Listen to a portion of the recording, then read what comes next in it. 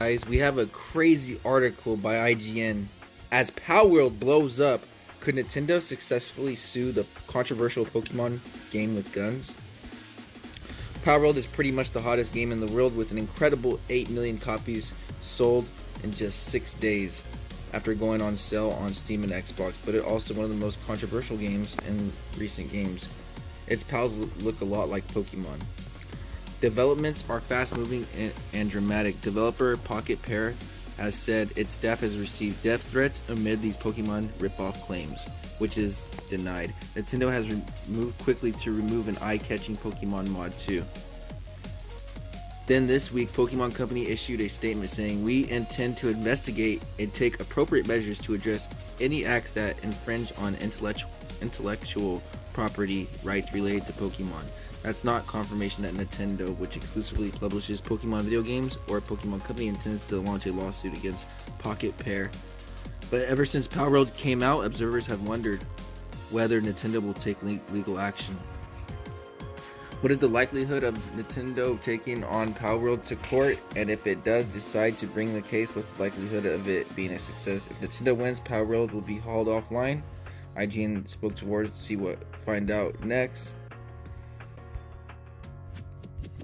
Pierre Lewin, video game lawyer in Wigan, said much would depend on which country Nintendo pursued legal action and given which differences IP laws across the globe. The US example, notoriously permissive fair use defense, which may influence where Nintendo sues Pocket Pair if it decides to sue at all.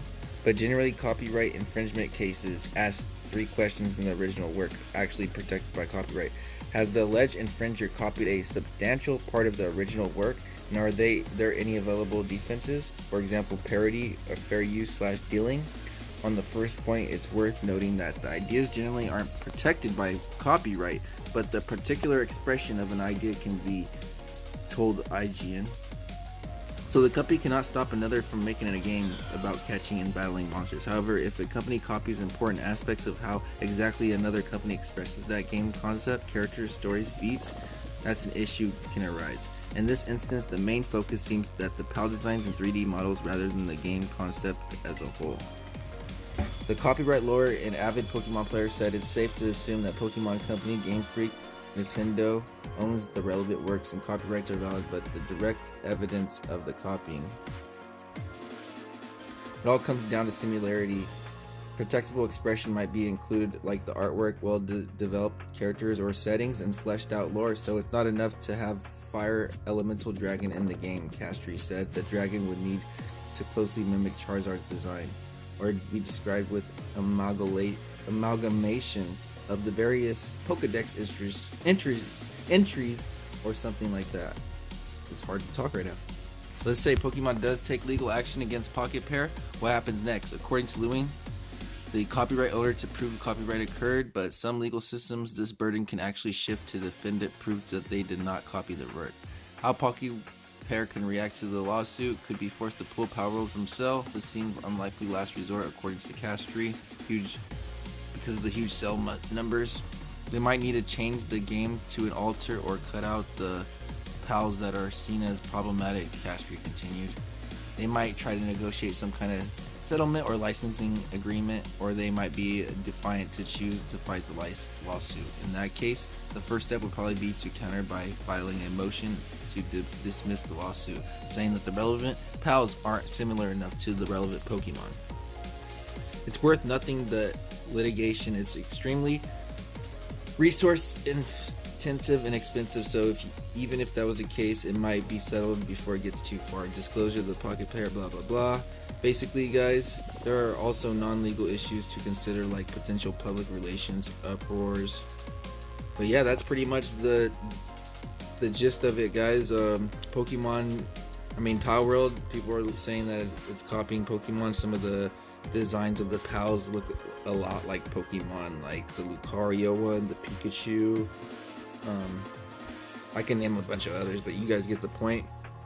In my opinion, Palworld, yes, it is kind of copying Pokemon, but it's not like outright saying, oh, there's Pikachu right there, there's that guy right there. It's actually giving them different names and stuff, which is like what Digimon does. What came out first, Digimon or Pokemon? And you can't forget about Yu-Gi-Oh! It's a lot like Pokemon as well.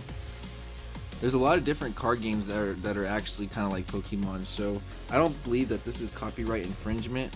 It is kind of weird how you catch the pals with these pal balls things. That's literally copying Pokemon. But other than that, I don't see much resemblance. Like, you don't get to kill Pokemon in the actual Pokemon game. This one, you have guns. There's more RPG aspects. There's more, you have to feed them and stuff. In the real Pokemon, you don't have to feed them. So there's a lot of different stuff. It's a bunch of different games put into one. I would say like Pokemon, Elden Ring, Zelda, Sonic Frontiers, just a bunch of that stuff. Alright, but that's my, those are my thoughts of it. I don't think that it's